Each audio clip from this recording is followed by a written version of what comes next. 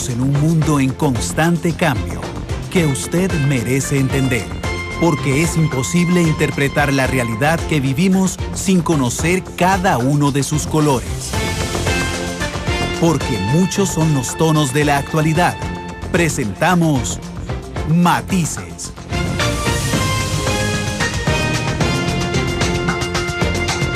Una producción de Noticias Monumental.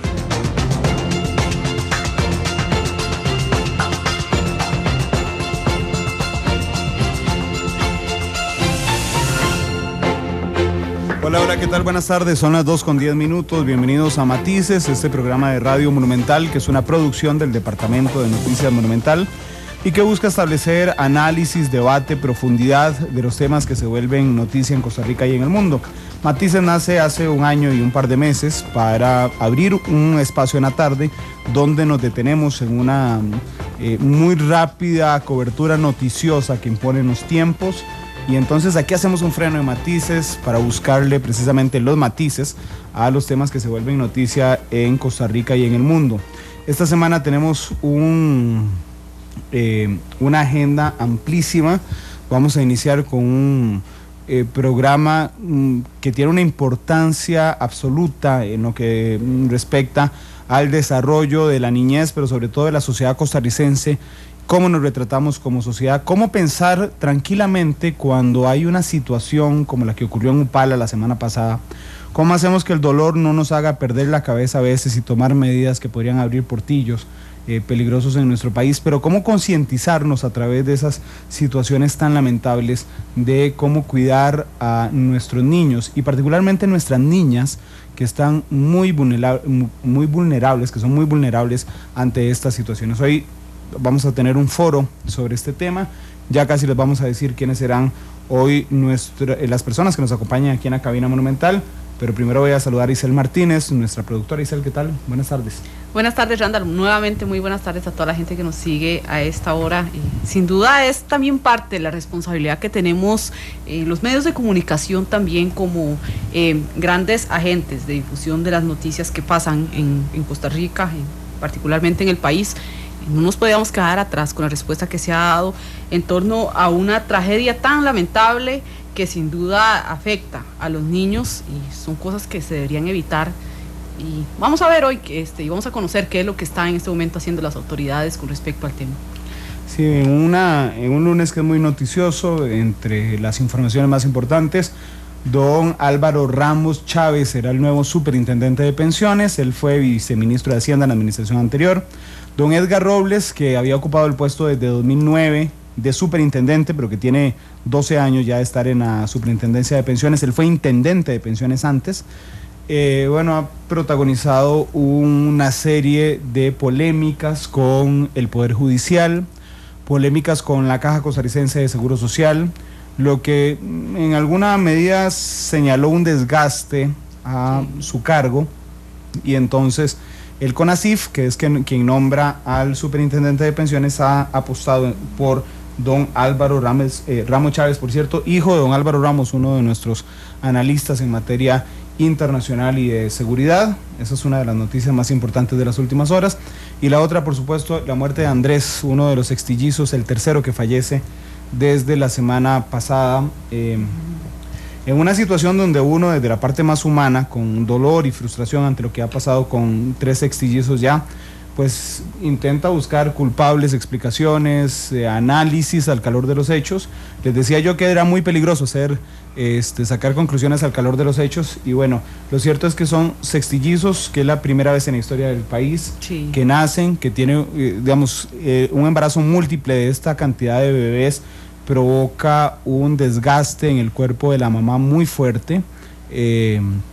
No caben 6 sextillizos así 9 meses, digamos, en el útero de una mujer. Tuvieron que practicarle una cesárea a las 28 semanas. Esto significa menos de 6 meses de los bebés. Entonces vienen muy tiernitos, decimos los papás cuando tenemos a los bebés, vienen muy tiernitos, y esto ha generado el cambio en los signos vitales prácticamente en cuestión de minutos. Hoy en la mañana nos decían, no, Andrés está muy bien.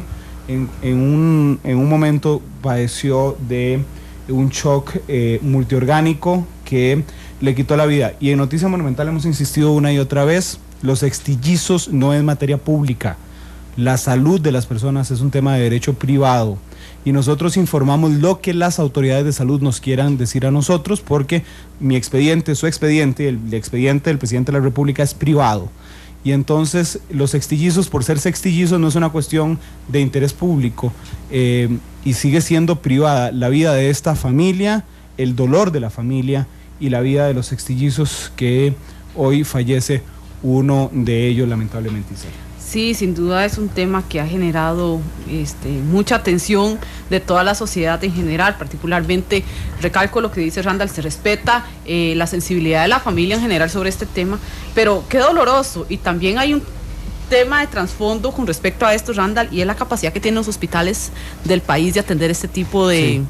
de acontecimientos. Vemos que, por ejemplo, los sextillizos no estuvieron todos en un mismo hospital, que eso también hubiera generado, tal vez, probablemente, juntar a la mayor cantidad de especialistas que pudieran atender de forma más conjunta esta emergencia. Sí, y cerramos en materia internacional con dos situaciones que ocurren. Una es en Ramo Verde, en la cárcel de Venezuela, donde está Leopoldo López en huelga de hambre prácticamente desde el día de ayer. Según lo anunciado, su esposa Lilian Tintori no ha logrado contactarse con él en las últimas horas, y esto la tiene muy preocupada Lilian Tintori, la esposa de Leopoldo López. Y lo que ocurre en El Salvador, donde ayer beatificaron a Óscar Arnulfo Romero, el ex arzobispo de San Salvador, 35 años de su muerte. Fue despreciado fuertemente por el Vaticano cuando fue a reportarle a Juan Pablo II, recién nombrado, por cierto, el Papa en 1979, fue a reportarle lo que ocurría. El Papa Juan Pablo II le negó en la primera reunión, y entonces llega Óscar Arnulfo Romero al Vaticano y dice: yo soy el arzobispo de El Salvador, vengo a reunirme con el Papa. Y le dijeron: ay, es que el correo aquí funciona muy mal, no había nada agendado. Entonces madruga el día siguiente, Óscar Arnulfo Romero espera al Papa a la salida del domingo y le dice: yo soy el arzobispo de San Salvador, necesito hablar con usted. Le da cita al otro día, Juan Pablo II, lo atiende, lo regaña, le dice que tiene que tender puentes con el gobierno salvadoreño. El arzobispo saca una fotografía de un cura recién asesinado. Hay 7 curas asesinados ese año en San Salvador, y se devuelve con una tristeza enorme el arzobispo de San Salvador, quien muere un mes después en San Salvador, de una forma muy brutal, sí, mientras estaba dando misa. Sí, efectivamente. Pero bueno, esas son las noticias más importantes de Costa Rica y del mundo. Voy a presentarles hoy a nuestro panel de altísimo nivel. Tenemos hoy para analizar este tema.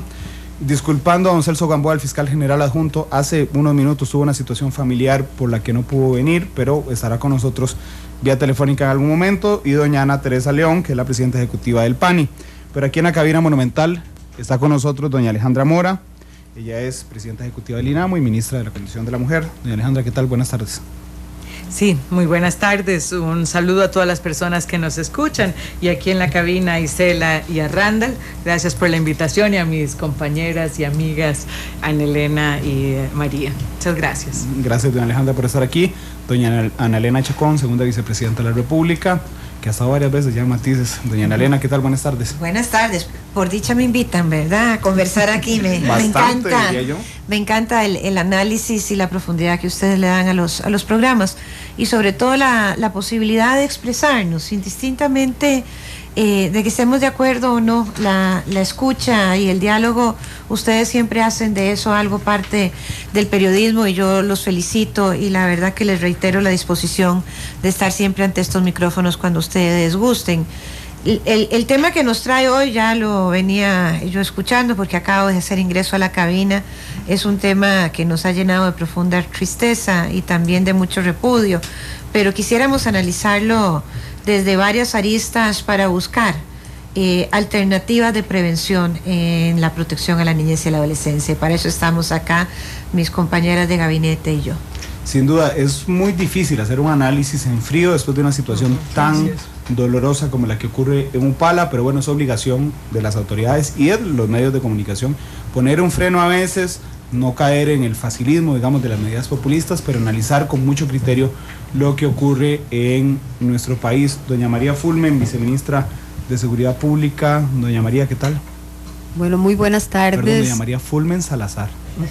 Doña María. Muy buenas tardes a toda la estimable audiencia de este programa tan oído y que maneja con tanta profundidad los temas que aquí se tratan. Y por supuesto, muy buenas tardes a mis amigas y compañeras de gobierno y a todos los que nos acompañan aquí en la cabina. Efectivamente, este es un tema muy importante a tratar para ver las cosas que como pasaron, pero sobre todo para tomar medidas en este momento y llevar algún grado de alivio a esa comunidad que ha sido tan golpeada, a esa familia, y sobre todo cómo interinstitucionalmente podemos dar una respuesta de prevención a esa comunidad y al país en general. Gracias por estar aquí las tres. Un día se estaba leyendo una autora mexicana sobre el manejo de las máscaras en los hombres, digamos, en el machismo, el manejo de los otros, de la otredad, le señalan, y encontré características similares que abordan sobre los casos de agresión sexual y de agresión física en América Latina. La mayoría ampliamente son personas cercanas al núcleo familiar. Lamentablemente las niñas ocupan un 80-90% son víctimas de agresión, y además hay un enorme peso en el lenguaje que utilizamos los medios de comunicación para a veces atribuirle a las víctimas cierta culpa en los procesos de agresión, doña Alejandra. Sí, muy importante como empieza Randall planteando el tema. En realidad aquí este hecho tan terrible para la comunidad y para la sociedad en general, lo que da cuenta es de una forma sistemática de violencia que vienen sufriendo las mujeres y los niños, y que se rompe por el hilo más delgado que son los niños y las niñas. Pero cuando nosotros podemos ver una cultura en la cual es un espejo en el cual no queremos reflejarnos, pero es un espejo que legitima la violencia, que expone los cuerpos de las mujeres como un objeto de mercantilismo para vender una taza, ponemos el cuerpo semidesnudo de una mujer, y esas imágenes permisivas de que es un cuerpo que es público y que además baja en esa misma lógica algunos cuerpos de los niños y las niñas, lo que hacemos es colocar la posibilidad de entender que esos cuerpos pueden ser invadidos desde la sexualidad del otro.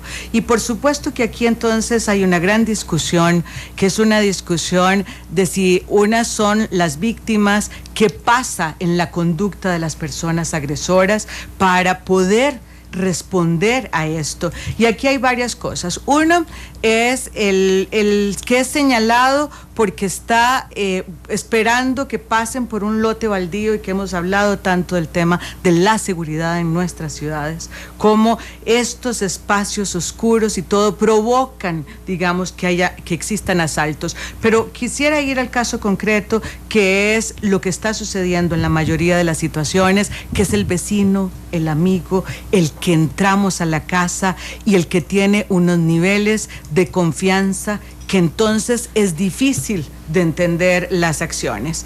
Y aquí también es muy importante señalar cómo no podemos revictimizar a la familia que está sufriendo y entonces ahora decirle a la señora, al señor, que entraron a alguien que no tenían que entrarlo. ¿Cómo hacemos para tener algunos tips para poder medir esas situaciones de violencia, para poder ejercer responsablemente la maternidad y la paternidad sin que cada fiasco se nos devuelva como un latigazo por decir que estamos provocando cosas? Y aquí es muy importante, primero, las conductas que tienen estas personas, si son personas que cómo manejan las relaciones de confianza con los niños y las niñas, que si hablan de sexualidad de manera soez, que si tienen conductas lascivas, esas conductas con un contenido sexual que podamos ir viendo. Es decir, nosotras tenemos en nuestra sociedad cada vez y de mejor manera que ir interpretando las señales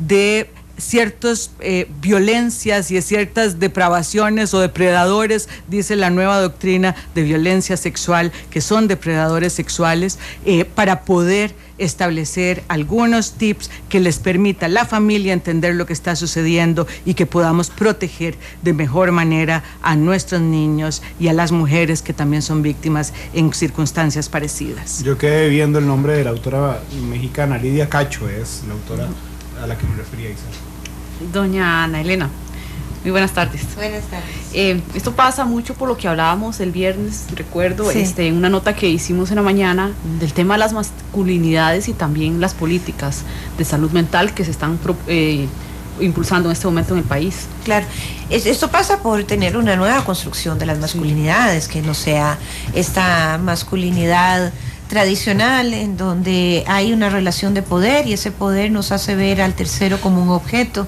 y al ser un objeto podemos hacerlo o destruirlo a nuestro antojo, y por supuesto que eso está en la construcción y hablábamos sobre el tema de la salud mental, porque realmente la violencia nace de personas que no tienen unos buenos apoyos de construcción de una buena salud mental. Y ahí es donde hay que hacer los mayores cambios, ¿verdad? Porque si nosotros vemos la construcción de sociedad que tenemos, en donde muy bien lo acotaba Alejandra, o sea, está desde que el cuerpo de la mujer es un objeto que se necesita, desde para vender una cerveza hasta una llanta, cualquier cosa pasa por la venta de un cuerpo de una mujer, que además tiene dimensiones que nos hacen ver cuál es la perfección y cuál no es la perfección, ¿verdad? De las mujeres, pero también tiene que ver con la forma en que nos enseñan a interrelacionarnos. Yo hablaba el viernes con el doctor Llorca, que es el ministro de Salud, que está en Ginebra en estos momentos, y yo le decía que después del plan, digamos, del Plan Nacional de Atención a los temas de salud mental, tiene que venir una implementación de un plan de acción muy concreto en esta materia, que pasa por la atención de los niños y las niñas desde las escuelas, en donde nos enseñamos claramente que los roles no pueden ser unos roles donde uno maneja el poder y el otro maneja la sumisión, en donde no en vano hemos hablado tanto de la famosa enseñanza que teníamos cuando nosotros íbamos a la escuela, ya los que estamos un poquito más viejitos, con Paco y Lola, en donde las mujeres estábamos sometidas a la cocina y los hombres eran los únicos que podían tener acceso a la información, porque eran quienes leían, por supuesto, al tema del cuidado. Pero también la buena salud mental pasa por la prevención de los embarazos en adolescentes. Y esto yo no lo digo con un dedo acusador hacia nadie, y mucho menos el apoyo que quiero que sientan todas las madres adolescentes especialmente este gobierno de la República. Pero nosotros queremos prever que precisamente los nacimientos se den cuando existe una capacidad emocional, física, socioeconómica en el entorno, para poder de alguna forma cuidar de una mejor manera a nuestros hijos e hijas. Repito, esto no es un juzgamiento, es la decisión de poder tener una sociedad que desde el ideal y desde la madurez pueda hacerse cargo de la paternidad y la maternidad, y eso pasa por la salud mental, porque las mujeres necesitamos tener también proyectos de vida más allá que solo la maternidad cuando somos chicas, para poder enfrentar estas situaciones de una forma mucho más madura. Y sobre todo, para no ser víctimas de violencia. Porque la violencia que hemos vivido en la zona norte en estos últimos días, a través de lo peor que es este asesinato tan escabroso que hemos visto, en donde privó la tortura, según nos dicen, ¿verdad?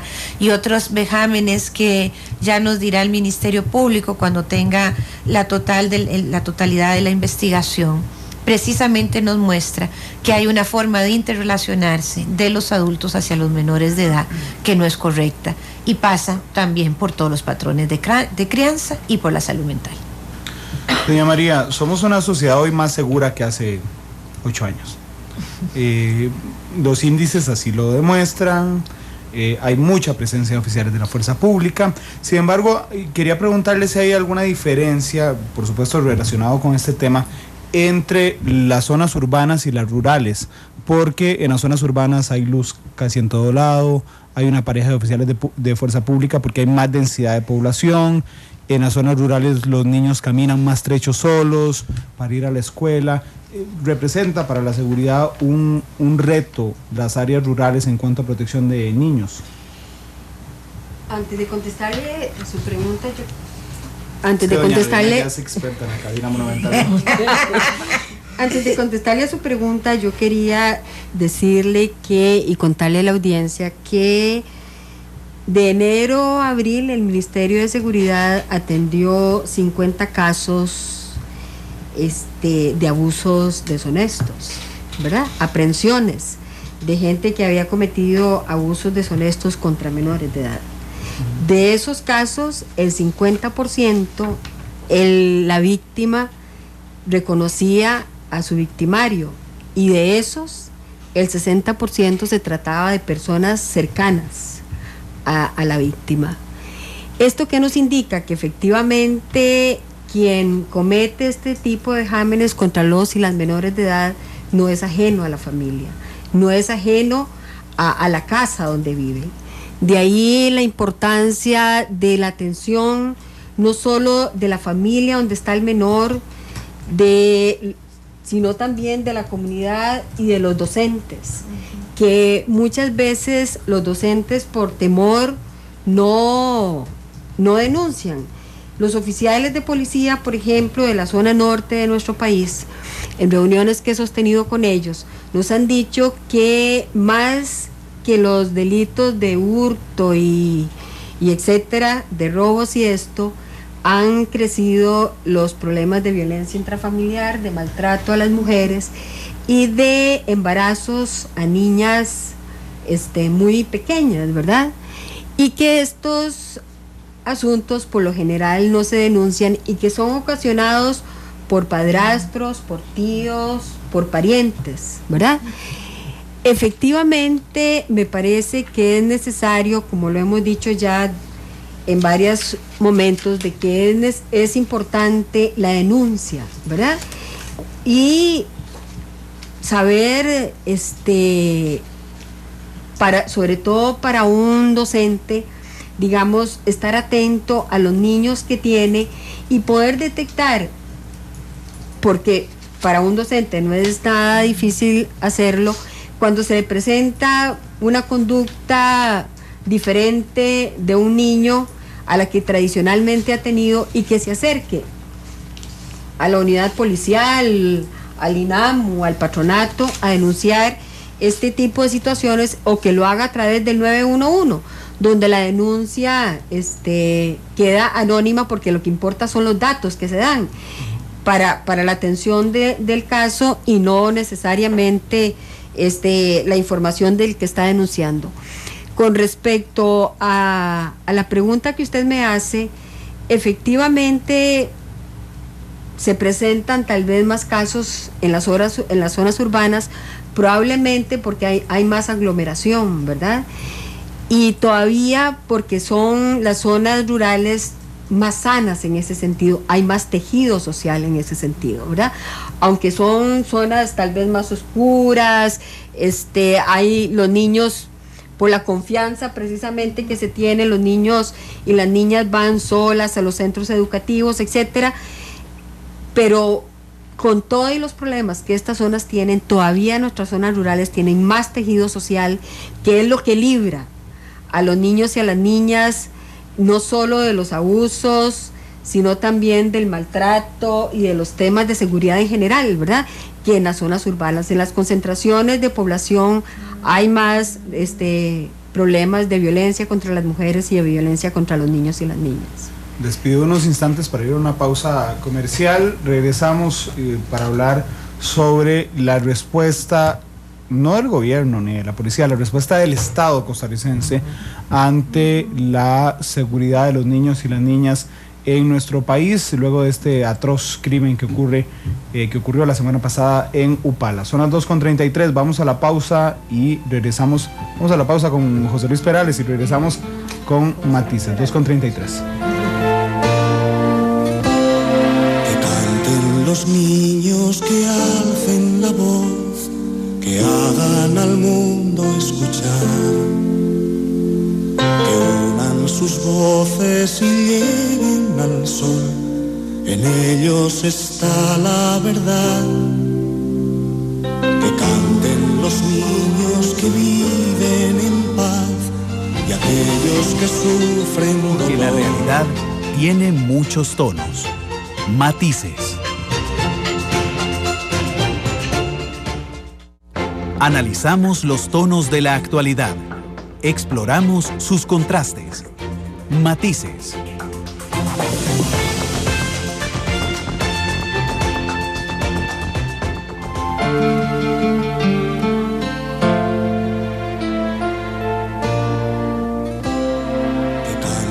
Los niños que alcen la voz, que hagan al mundo escuchar. 2:38 p.m. Estamos hablando de la respuesta del Estado, de la sociedad costarricense ante nuestros niños y nuestras niñas después de un crimen atroz que ocurrió en Upala la semana pasada. Creo que las tres han hablado de este tema en el sentido de cuánto marca la cercanía. Digamos que normalmente los victimarios son muy cercanos a la familia. Y doña María hablaba de la responsabilidad de los docentes.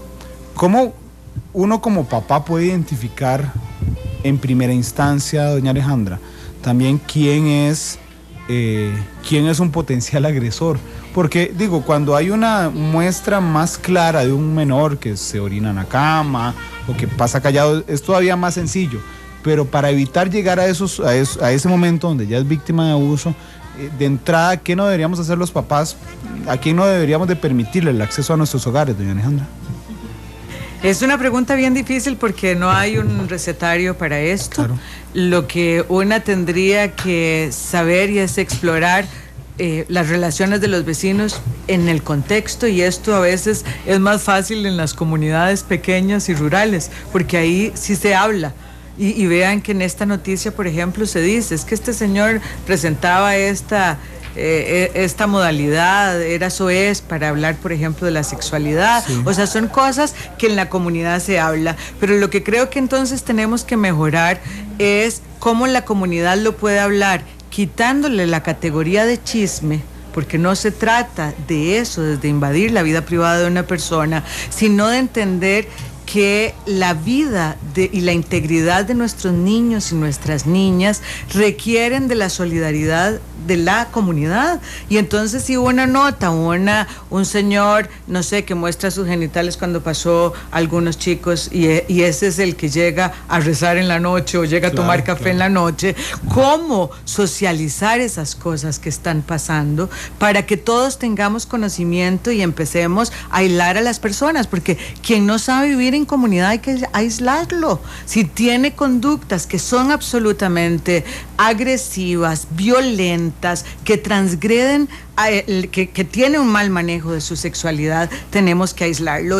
A mí me parece que ahí, por eso estamos hablando del retorno del tema de la prevención, y cuando uno habla de la prevención, lo que está hablando es de una responsabilidad solidaria de una comunidad que entiende que su hijo es su hijo, pero también es el hijo de la comunidad, y que la hija de la vecina también me importa, y entonces vamos a trabajar cosas en conjunto. Ahí está la belleza también de una recuperación, de una solidaridad que antaño estaba en el centro de las relaciones comunales y que tenemos que recuperar. Y la otra es entender que la violencia no es un tema privado, que siempre ha estado ahí. Entonces, si yo veo algo irregular, vi algo que pasó con el vecino en la casa, y si yo voy a tocarle la puerta a la señora, van a sentir que estoy siendo invasiva. No. O sea, ya quitémonos la venda de que el tema de la violencia contra los niños, contra las niñas, contra las mujeres, es un tema que se maneja en la casa, que lo manejamos a escondidas, que lo hablamos debajo del sofá para que nadie se entere. Por el contrario, entre más lo verbalicemos, los chicos van a decir, ay, todo eso que están hablando, a mí me pasó. Vean lo que me pasó con alguien de la esquina. Es decir, entre más lo saquemos, le quitamos el tinte de oscurantismo para colocarlo en el centro de relaciones donde podamos hablarlo, y permite al Estado entonces tener mejor política pública frente a esto. Y derrumbemos mitos. cada uno en su casa, Dios en la de todos. Es una frase muy arraigada en nosotros. Que es un mito, porque si vemos violencia en una casa en otra casa no tenemos por qué callarnos, o que los hombres agresores son pobres, de poca educación, eso es otro mito, o que los hombres que golpean a los niños o a sus parejas son violentos en todas las relaciones humanas que tienen, otro mito, doña Ana. Sí, no, es que aquí hay algo importantísimo que hablar, y es los espacios de escucha con los niños y las niñas. Es decir, cuando un niño viene y se acerca a la persona de confianza, a su mamá, a su tía, a su abuela, quien lo cuide, le dice, ese señor me tocó, o ese señor no me gusta cómo me ve. Nunca hay que menospreciar esas palabras, pensando, oh, qué chiquillo más ocurrente, eso no puede ser así. Las mentes de estas personitas tan pequeñas no tienen la capacidad de imaginación para contar con niveles de detalle que muchas veces lo hacen y no son escuchados, algunas situaciones que están viviendo. Entonces, es otra cosa, es un consejo que uno le da siempre a los padres de familia o a los cuidadores, establecer niveles de comunicación, conversar con ellos. ¿Cuántas veces uno conversa con el chiquito, por más pequeño que esté, para que le diga cómo está, cómo se siente, qué ha pasado, qué ha vivido, si está triste, no está triste?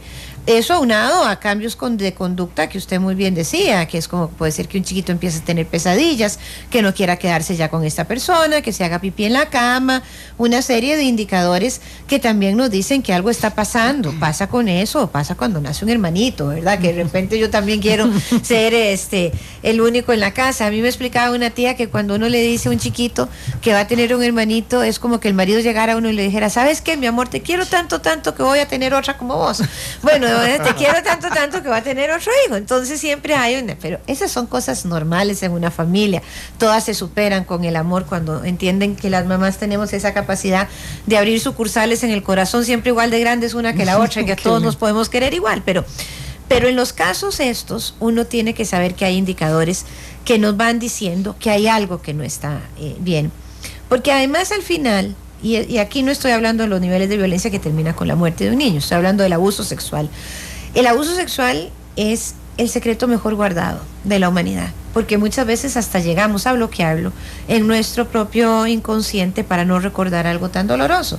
Es por eso que cuando yo estuve en el Congreso, logré pasar una reforma a la ley del Código Penal donde realmente la prescripción de la pena no fuera a los 10 años, sino que empezara a correr a partir de que cumplían 18 años, para dar un tiempo de ser maduros y poder enfrentar al victimario, porque como muy bien lo acotaban Ale y María, esta persona era una persona de confianza en la familia, con la quien seguía teniendo una relación de poder con el chiquito.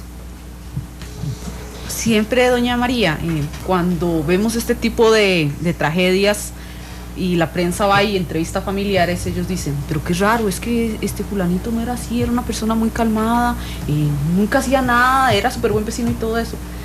Es tan fácil establecer el perfil criminal de una persona que incurre en este tipo de agresiones, o también es falta de prevención.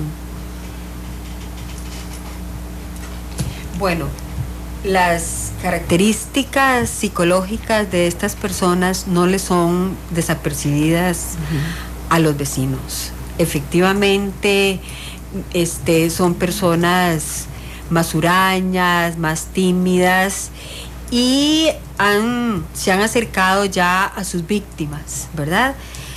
En este caso en particular, pareciera que ya hubo un intento antes con otra menor, ¿verdad? Y efectivamente, en los casos que hemos conocido y que han sido noticia, efectivamente ya han tenido antecedentes, nunca como para ser detenidos, pero sí han sido conocidos en su comunidad, ¿verdad? Así es que no creo que esto tome desprevenida ni a los vecinos, ni a los familiares de los menores.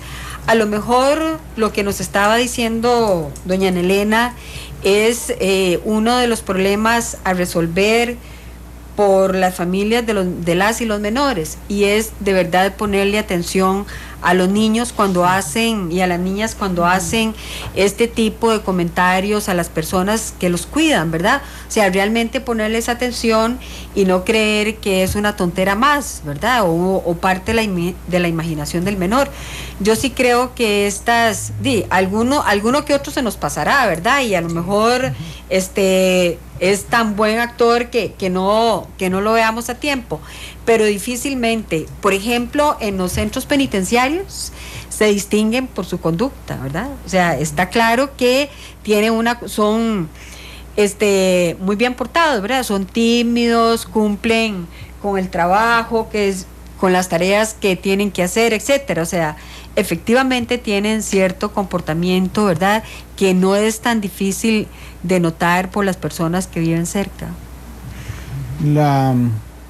Vamos a ver si ya tenemos a doña Ana Teresa León, presidenta ejecutiva del PANI, a quien le agradezco que nos acompañe un momento vía telefónica. Doña Ana Teresa, muy buenas tardes. Estamos en este foro hoy analizando la respuesta del Estado y de la sociedad costarricense ante la seguridad de los niños y las niñas respecto, por supuesto, a lo que ocurrió la semana anterior en Upala, y hemos hablado en la primera parte cómo normalmente los agresores son personas cercanas a la familia, donde hay que establecer espacios de escucha con los niños, donde el cuerpo del otro, principalmente de la mujer y de las niñas, se nota como una mercancía casi pública, y muchas veces los medios de comunicación ayudamos a difundir esta lectura del otro en nuestra sociedad. Doña Ana Teresa, muy buenas tardes.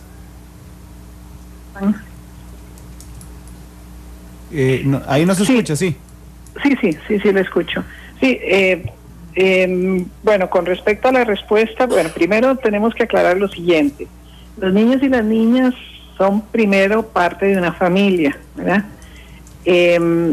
Como familia, cada adulto se tiene que responsabilizar por una serie de cuidados, atenciones, condiciones que necesitan los niños y las niñas, dependiendo de las edades, ¿verdad? Conforme van creciendo, esas necesidades van cambiando, van desarrollando cada vez más derechos, y tenemos que trabajar en promover en ellos lo que llamamos la autonomía progresiva. La autonomía progresiva quiere decir que los niños y las niñas van siendo capaces, poquito a poco, de comprender circunstancias o situaciones en las que pueden correr algún peligro y poder asumir algún grado de responsabilidad ante lo que están viviendo. Es muy importante señalar que los datos nuevos de neurociencias están indicándonos que esos procesos se están dando cada vez más tarde, no más temprano, a pesar de que nosotros tratemos de insistir sobre de que los niños pueden a veces colaborar a prevenir situaciones. En la realidad es el mundo adulto en todo el sentido de la palabra, familia, instituciones, comunidad, los que tenemos la responsabilidad de crear las mejores condiciones posibles para un desarrollo óptimo de los niños y las niñas. Eso incluye varios componentes, digámoslo así, ¿verdad? El primero tiene que ver con, obviamente, satisfacer necesidades básicas de los niños y las niñas, tales como alimentación, vestido, etcétera, etcétera. La segunda necesidad enorme y derecho es la seguridad física y la seguridad emocional. ¿Qué quiere decir la seguridad física y la seguridad emocional? Que nadie me va a pegar, que nadie me va a golpear, que nadie me va a raptar, que nadie me va a secuestrar, que nadie me va a sacar de mi casa. Eso por la parte de seguridad física. Que yo no estoy expuesto a situaciones de peligro donde me pueden pasar cosas muy terribles como ahogarme o quemarme o herirme. Todo eso forma parte de ese cuidado y de esa seguridad física que los niños y niñas necesitan, y entre más pequeños, más, ¿verdad? Y luego la seguridad emocional, que tiene que ver con que yo soy una persona valorada, apreciada, respetada. Ese componente de seguridad física y emocional es sumamente importante porque es la base de la construcción de las personas.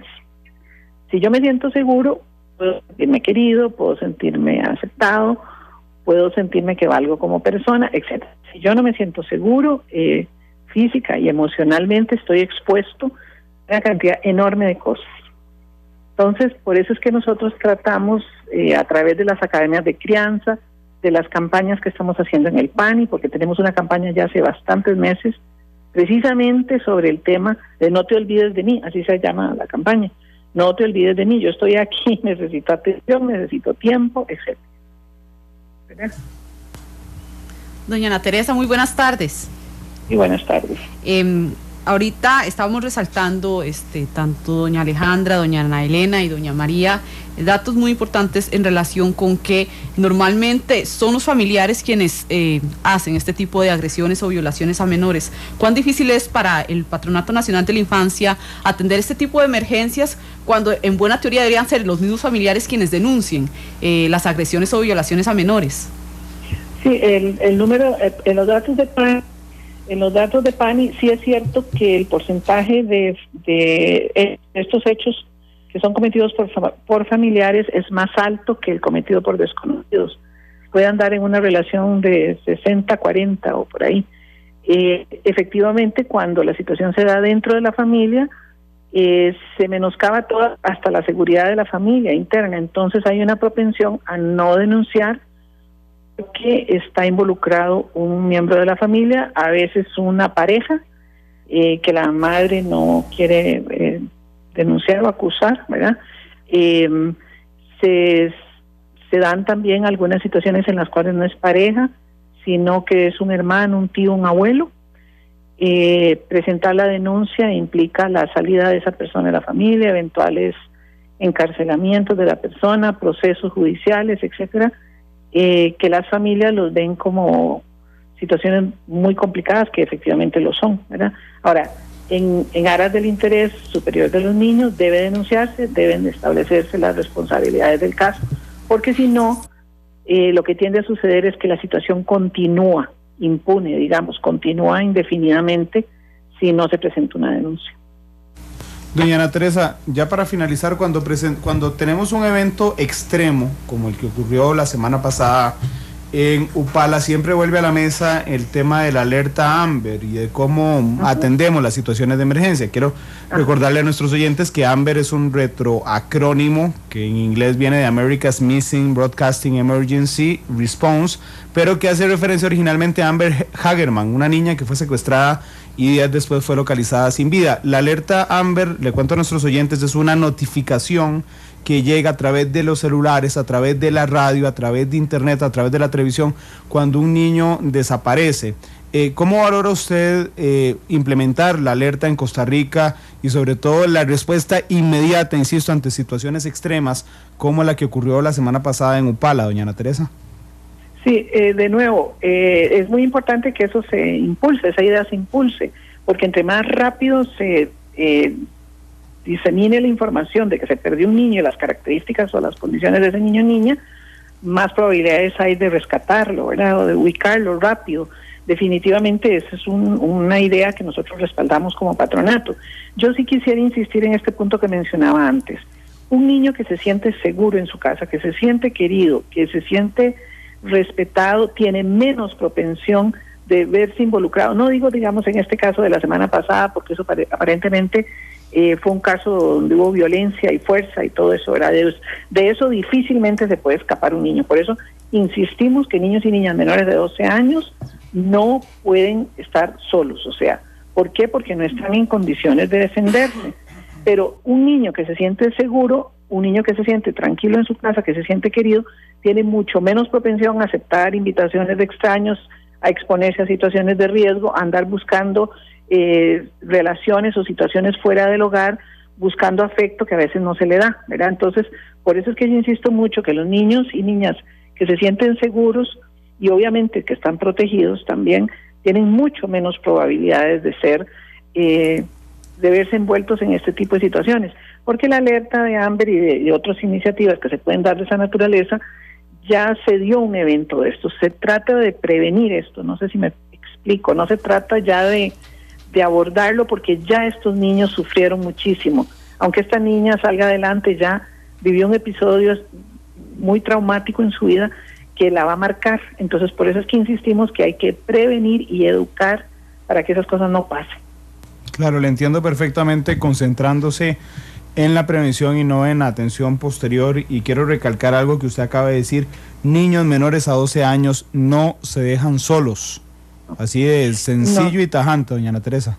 Sí, y le digo una cosa más, porque ahora nos preocupa una cosa, que es que las familias digan, como yo no lo quiero llevar o no tengo tiempo, no lo puedo llevar, no va a la escuela, ¿verdad? Eso es, o sea, les estamos pidiendo a las familias de los lugares donde los niños tienen que andar o viajar solos a la escuela, que por favor las familias se organicen para que una mamá, un papá, alguien acompañe los niños de varias casas a la escuela, y así de esa manera es pocas veces a la semana o pocas veces al mes que una familia tiene que acompañar a todos los niños. Tenemos que hacer como un servicio de escolta que tengan los padres, y si no tienen, pues que pidan ayuda, o que pidan ayuda a la policía o a alguien para que ayude a que los niños y las niñas que tienen que ir a la escuela, que a veces no existe un recurso que pueda acompañar todos los días, tengan a otro adulto que los acompañe, ¿verdad? Y bueno, y en última instancia, en algunos casos también transporte público, si es el caso, ¿verdad? Para que no caminen solos. Doña Ana Teresa, muchas gracias por regalarnos estos minutos de esta tarde, y pues esta última idea de que es un concepto como kids pooling, se llamaría casi, ¿verdad? Muchas gracias, doña Ana Teresa, feliz tarde. Bueno, igual, muchas gracias. Son las 2:58, me disculpo, vamos a una pausa mientras terminamos de tomarnos el café, regresamos en Matices.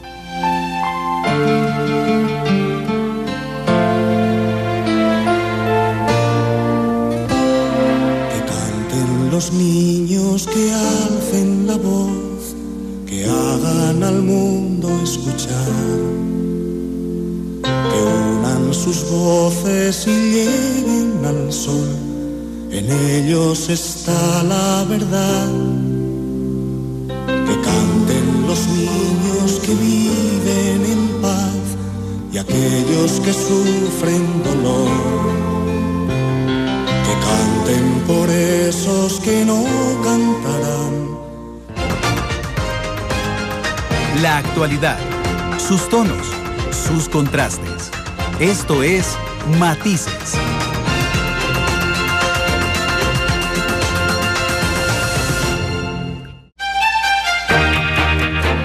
Matices. Los tonos de la actualidad.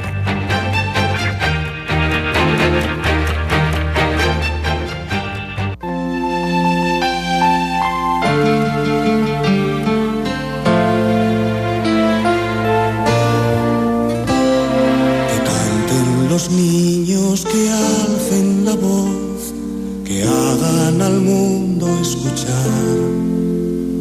que unan sus voces y lleguen al sol, en ellos está la verdad. Que canten los niños que viven en paz y aquellos que sufren dolor. 3 de la tarde con 2 minutos, estamos hablando hoy sobre la respuesta del Estado y de la sociedad ante los niños y las niñas que son vulnerables a la violencia, como la que ocurrió la semana pasada en Upala. Yo quiero aprovechar el momento también para, muchas veces los adultos, cuando vemos alguna manifestación que sea pequeña de violencia en alguno de nuestros vecinos, no decimos nada para no meternos, para no ser los metiches del barrio, para no avisarle a la fuerza pública y que vengan y después decir, bueno, es que fulano de tal hizo un escándalo. Pero yo quiero recordarles, cuando ustedes tenían 6, 7, 8 años, ustedes contaban con los adultos, y muchas veces el vecino pequeñito, la compañera de su hijo o de su hija en la escuela, solo cuentan con ustedes, y ustedes podrían cambiar una situación a la que está condenada una pequeña o un pequeño. Así es que a veces ellos siempre cuentan con su valentía, y a veces vale más pasar por sapo, o pasar por chismoso, o pasar por el vecino que hace loco en el barrio, que permitir que un menor le pase cualquier cosa, porque finalmente son nuestro futuro. Nos hemos centrado al inicio del programa, y con doña Ana Teresa también, en prevenir, pero cuando se da una situación de extrema, lo decía, como la semana pasada en Upala, le hablaba de la alerta Amber también. ¿Qué opinan ustedes de las alertas tempranas? Tal vez en el caso de Upala no hubiera sido útil, porque ya, digamos, las cosas se dieron muy rápido, pero hay casos en San José que han ocurrido en los últimos años donde sí una alerta temprana hubiera ayudado muchísimo, doña Alejandra. Sí, que son parte también de prevención. Es decir, de la respuesta articulada de una comunidad. Aquí, rápidamente, por ejemplo, la maestra dio cuenta que los chicos no habían llegado. Eso es un elemento importantísimo. Sí, sí. Ese es un elemento importantísimo que hizo que vea que se detuviese ¿verdad? Finalmente, al ofensor. Es decir, y aquí volvemos, y ahora estábamos conversando. Miren, nosotros en violencia contra las principales poblaciones, que son niños, niñas, que son los más desprotegidos, pero también las mujeres, hemos ensayado casi todo lo que los manuales han dicho y las recomendaciones internacionales. Hemos hecho policía especializada, hemos hecho juzgados especializados, hemos trabajado escuelas, y ahora de nuevo viene un retorno como el tema de la prevención, justamente entendiendo que son las comunidades donde se insertan las víctimas de violencia, las que conocen que ahí hay violencia. Y ahora vos decías que no se colocara como el chismoso quien iba a denunciar algo, tiene que colocarse como el defensor de derechos humanos. Es colocarse desde ese lugar. Y por eso quería mencionar que aquí hay un trabajo de esta administración, que es un trabajo hermoso en el que hemos estado potenciando las competencias que individualmente se tienen. El PANI no puede dar una respuesta solo, no lo puede dar la policía, no lo puede dar el INAMU, no lo puede dar la segunda vicepresidencia. Es decir, si nosotros no trabajamos en equipo, las respuestas entonces son fragmentadas. Y aquí hay un proyecto hermoso de atención en las comunidades, que es un programa de prevención, donde lo que hacemos es entender la multicausalidad de la violencia, entender las diferencias de las poblaciones que están en el círculo de las violencias, y entonces se está trabajando a los niños y niñas justamente para generar rupturas en la socialización, para que los chicos aprendan masculinidades más asertivas, que aprendan a llorar, que aprendan a acompañarse desde otro lugar, y las chicas que no aprendan solo la cocina y de los niños y las niñas, sino a querer ser las ingenieras del mañana y del futuro, a ser asertivas, a tener manejos de poder. Estamos trabajando con las mujeres víctimas de violencia, porque créanme que cuando llegan a los albergues del INAMU, que solamente el año pasado recibimos a 395 mujeres, ellas venían con 244 niñas y con 275 niños. O sea, lo que estamos hablando es que la violencia ocurre y que afecta a todos los grupos de la sociedad. Y entonces estamos trabajando con las mujeres, para que entiendan que la vecina que está mejor y que ya es la media naranja, nos llaman en nuestra sociedad, sí pudo sola, hizo una ruta donde está mejor, donde pudo salir adelante, donde además trabajemos con los hombres. Los hombres, esas otras masculinidades, unas masculinidades que se enfrenten a la paternidad desde la dulzura, desde cambiar las mantillas, desde estar presentes. A veces decimos que dónde están las familias cuidando a los niños, si la mayoría están jefiadas por mujeres y también tienen que trabajar. Es decir, nosotras tenemos que aprender de la diversidad de nuestras realidades sociales para dar respuestas diferenciadas y construidas desde esa lógica social. Me parece que este proyecto BA1 está llegando a las comunidades, justamente está instalado en Upala y puede abrir está instalado en este momento como plan piloto en 10 comunidades con altísimo riesgo social, y puede abrir sus ventanas a otras comunidades que también lo requieren. Hay una forma de violencia que es la más soslapada, que es la negligencia, y eso también hemos hecho mucho énfasis desde el día 1. En donde vemos que el niño, que es un niño negligente, antes de los 3 años ya tiene, digamos, desafíos neurológicos importantes, más que el niño que es el niño golpeado. Porque al final de cuentas el ser golpeado significa que soy sujeto de algo, aunque sea para el castigo. En cambio, el que está siendo olvidado tiene enormes problemas de comprender que es sujeto de derechos por el olvido que vive y la negligencia dentro de sus propias familias y la sociedad. Y esto se ve cada vez más claramente con casos que ingresan en el Hospital Nacional de Niños, Nosotros tenemos estadísticas en donde nos dicen que en el año 2013 se recibieron 40,000 incidentes, y en el año anterior 43,000, y además en este año se espera un aumento de los mismos. Eso tiene consecuencias enormes de cómo vamos a ser como sociedad, ¿verdad? O sea, cómo vamos a ser de adultos aquellos que no tuvimos la enorme oportunidad, que no tiene que ver con nada más que con el amor, ¿verdad? El amor y la atención. ¿Qué chicos y chicas estamos construyendo? Y eso es algo importante. Como digo, hemos hecho énfasis con algunas campañas que ustedes las han visto en la televisión. Por ejemplo, encontrar un muñeco de trapo en un banco del Parque Central. Entonces uno dice, ¿qué hace solo ahí el muñeco de trapo? Bueno, igual, ¿qué hace solo un niño que deambula por la calle y demás? Para eso el PANI ha venido teniendo una atención 24/7 que no tenía antes.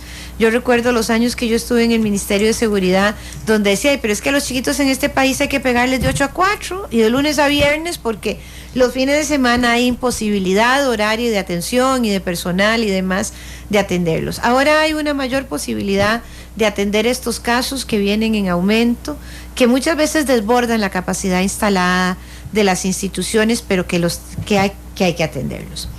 Además, quiero decir que hemos hecho algunas cosas que, si bien sabemos que no podrán sanar las heridas, hemos procurado llevar algunos niveles de paz a la zona donde ha ocurrido este lamentable hecho, que es que desde el día viernes entraron un contingente no solo de personas del Ministerio de Seguridad Pública, que doña María podrá ampliarles, sino también psicólogos del PANI, a trabajar con las familias, a trabajar con la escuela. ¿Qué significa para un compañerito o compañerita de la escuela mirar ese pupitre vacío, sabiendo que en algo tan natural y cotidiano como era caminar hacia la escuela encontró la muerte el compañerito, y vivió un infierno la compañerita que sobrevivió? Que son las palabras exactas que usó la directora del Hospital Nacional de Niños, doña Olga Arguedas, que a mí me quedaron grabadas, que tiene una mirada como alguien que ha regresado del infierno. Eso es tremendamente traumático, y para el personal docente también. Y yo hago aquí un agradecimiento público y profundo para esa maestra que en menos de media hora ya estaba preocupada. Es decir, ese sí es el tejido social, ¿verdad? Ya dio la voz de alerta, ya la policía empezó a buscar a los chiquitos con este terrible desenlace. Pero esa es la parte importante. ¿Qué tal que hubiera dicho, bueno, se quedaron en el camino y ahí mañana veremos a ver si no vinieron? No. Hay una voz de alerta que se puede dar desde la escuela, desde la comunidad y desde las familias. Siempre se trabaja y se piensa en la prevención, pero cuando se da este tipo de tragedias tan lamentables, también hay un proceso postraumático que es muy complicado para atender de forma interinstitucional y también de forma personalizada, doña María. Bueno, efectivamente, desde el Ministerio de Seguridad no solo...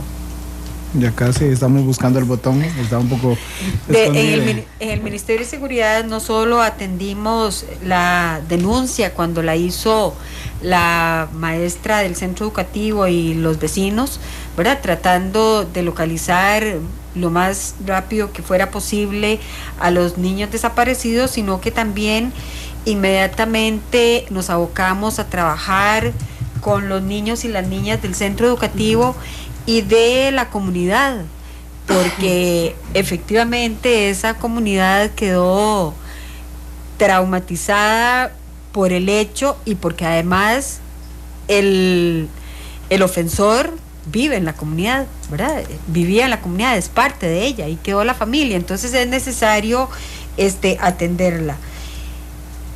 Sí es necesario e importante, como anotaba muy bien la señora ministra del Instituto de las Mujeres, el trabajo interinstitucional.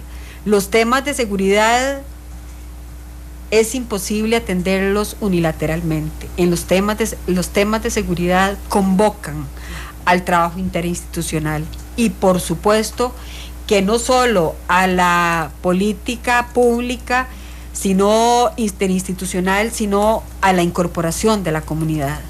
el trabajo que podamos hacer desde el Instituto de las Mujeres, desde la oficina de la señora vicepresidenta, desde el patronato, desde la policía, desde otras instituciones, se torna importantísimo. O sea, hay que además atenderlo interinstitucionalmente, pero también desde la comunidad, desde los centros educativos, desde los jóvenes que no están ni en los centros educativos ni trabajando, ¿verdad?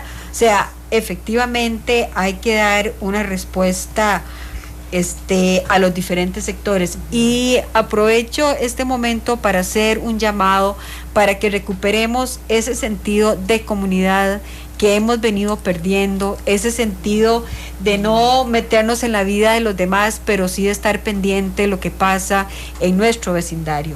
Todos los días nosotros llegamos a la misma casa, y entonces cuando vamos entrando a nuestra comunidad, a nuestro barrio, nos damos cuenta de si hay algo diferente, y es necesario atender eso que hemos venido a lo mejor perdiendo, sobre todo en las zonas urbanas, pero sí es necesario recuperar el tejido social que nos ha defendido de muchísimos actos de violencia y de problemas de seguridad. No podemos nunca mirar la violencia como un tema privado. Muy bien Alejandra lo señalaba al inicio de esto.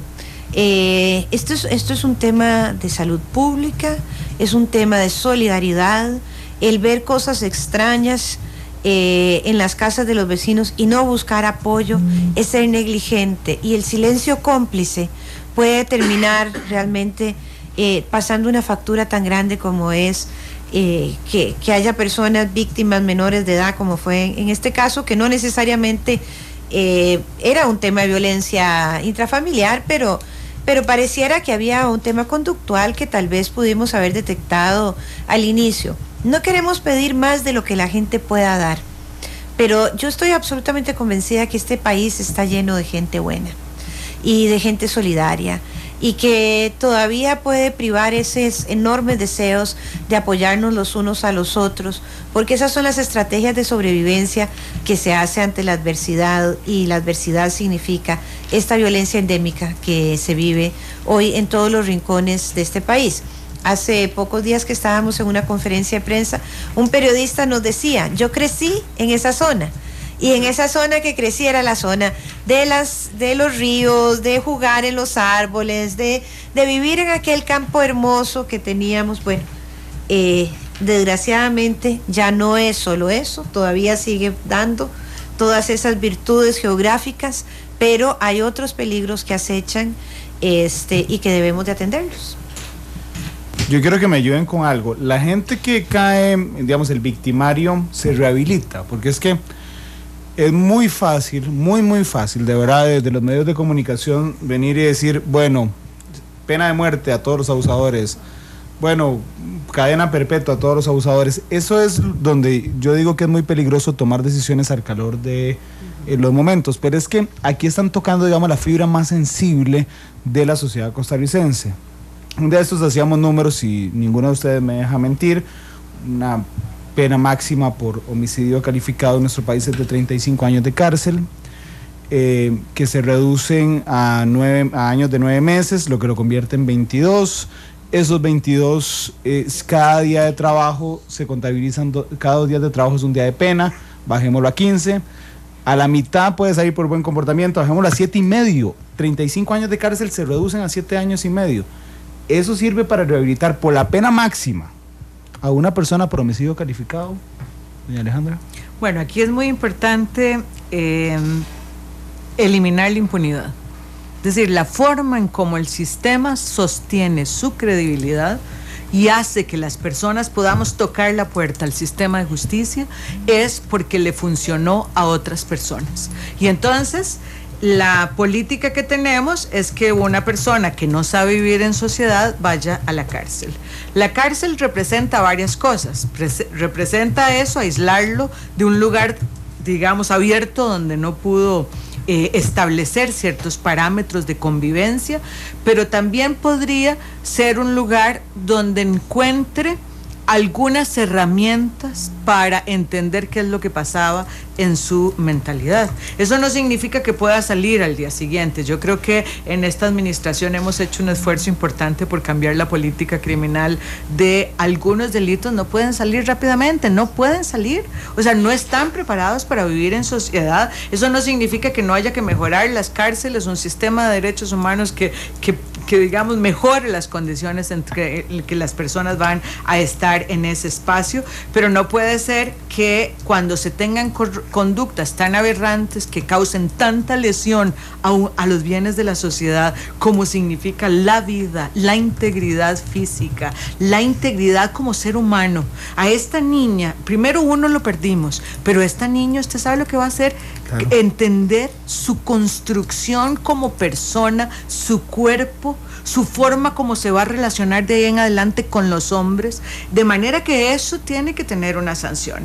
Evidentemente lo que estamos es dando una señal de que estos casos se pueden identificar, que hay que tener rapidez, que el sistema tiene que funcionar y que la cárcel es una de las sanciones posibles, pero yo sí creo que hay que darles inversión también para dar algunas herramientas para que reconozcan su situación desde hombres que ejercen violencia. Voy a decir algo horrible, doña Ana, pero en esos términos cuantitativos de penas de cárcel es lo mismo abusar un niño que abusar 45 niños, doña Ana. Es decir, el que abusa a un niño tiene enormes, digamos, posibilidades, riesgos, y los que están alrededor vulnerabilidad de ser de nuevo abusado, porque el abusador también tiene una construcción de vida muy compleja. Yo cuando logré pasar el proyecto que diera 10 años más para poder ser juzgadas las personas, digamos, para que hubiese prescrito la pena de abuso sexual, presenté otro que era que el incesto no podía prescribir, porque yo podría recordar a los 50 años que tuve una relación, ¿verdad?, tan tremenda.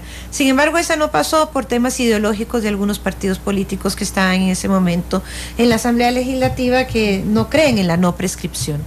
Pero otra cosa muy importante, y cuando uno visita las cárceles, yo por lo menos siempre salgo con una enorme sensación de que hay muchas personas ahí que están por su historia de vida, de falta de oportunidades, y cometieron ciertos delitos que los llevó a estar con las decisiones incorrectas en los momentos incorrectos. Eso no incluye a los abusadores sexuales, porque ahí yo sí te tengo que decir que creo que un abusador sexual hay que aislarlo de la sociedad para que no haya víctimas de esas conductas aberrantes que ellos tienen.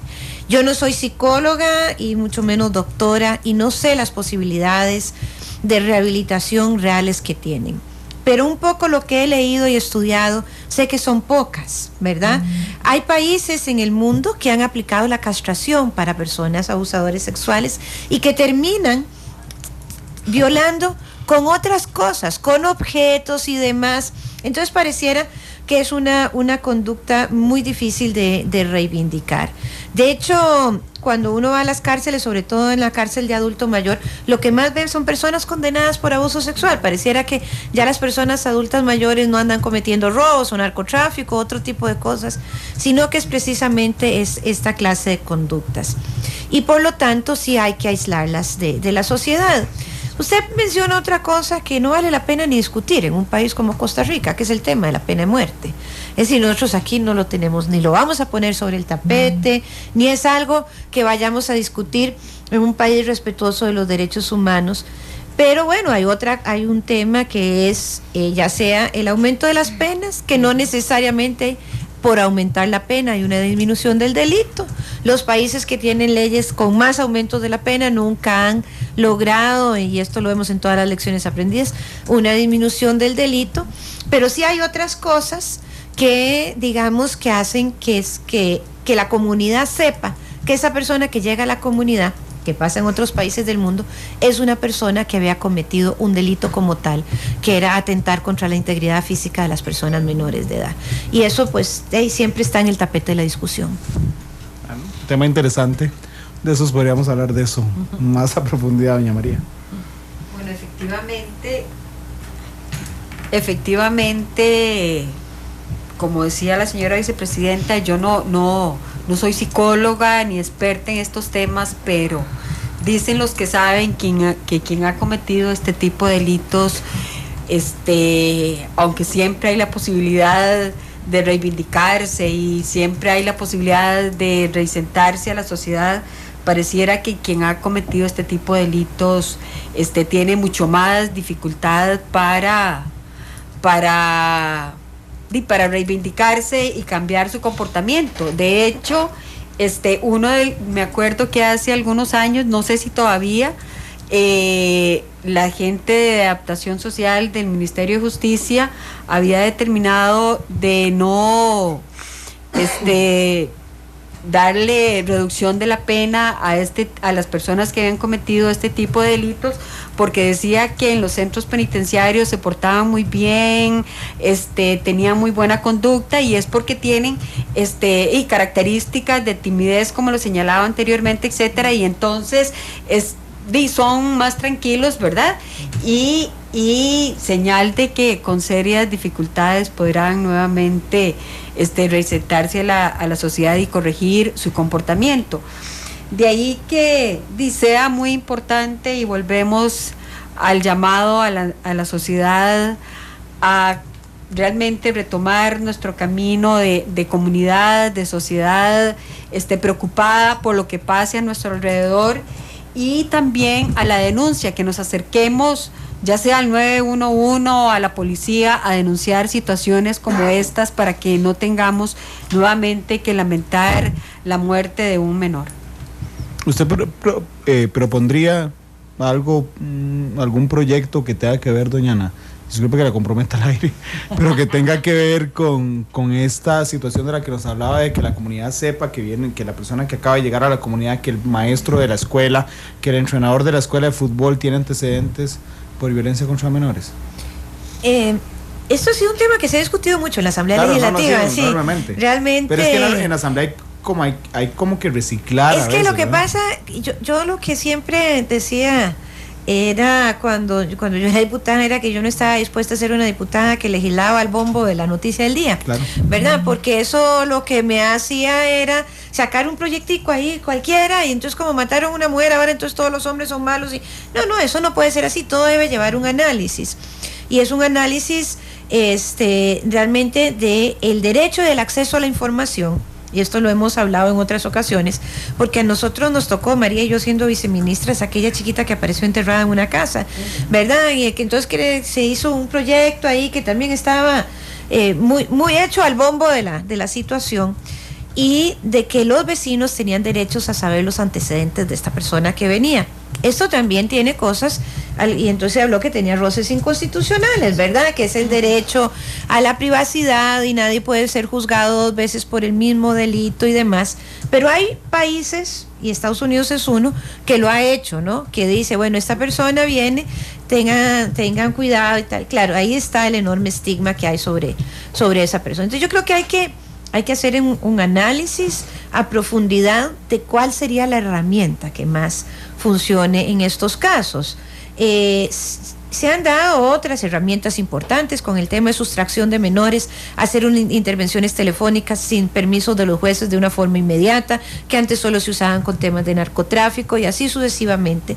Pero el peligro de una persona que ha tenido estas conductas, pues es un grave peligro para la comunidad, y yo creo que valdría la pena que hiciéramos el análisis de eso. Vemos casos también, no solo aquí en Costa Rica, sino una sociedad tan violenta como la sociedad de Estados Unidos, en donde un hombre mantiene 3 mujeres secuestradas por 25 años. Uh-huh. O sea, ¿verdad? Hay otras cosas así que son muy rudas, que creo que ameritan el análisis. Yo no me voy a atrever aquí a decir que sí o que no, y además de eso, respetuosa de la división de poderes, ¿verdad? Creo que deberíamos de sentarnos a pensar, o los señores y señoras diputadas, a buscar mayores formas de protección a la niñez y la adolescencia, en el caso precisamente del abuso sexual de personas que ya son reconocidos abusadores.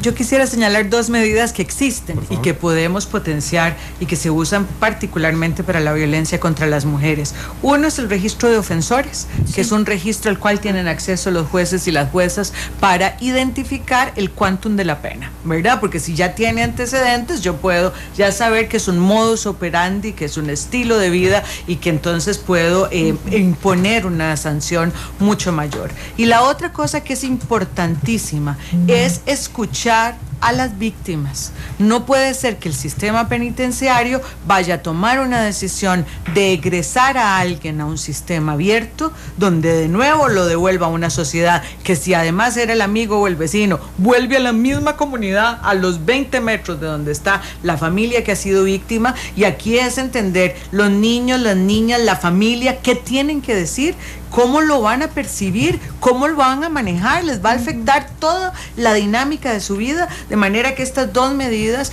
que siempre la voz de la víctima tenga una atenta escucha en el sistema, son cosas que por lo menos ya existen y que tenemos que usar de mejor manera y potenciar para este tipo de casos. Gracias, doña María, gracias, doña Ana Elena, gracias, doña Alejandra, gracias Isel, gracias a doña Ana Teresa León, la presidenta ejecutiva del PANI. La hemos usado en el programa, pero no había otra forma de despedir. Los niños no están para ser víctimas de violencia, de abuso, de indiferencia. Están ahí porque nosotros los trajimos aquí.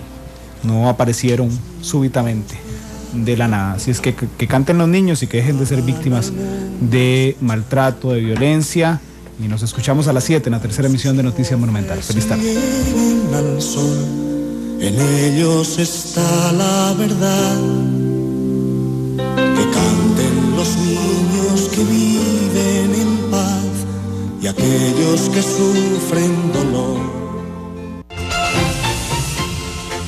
Porque la realidad tiene muchos tonos, matices,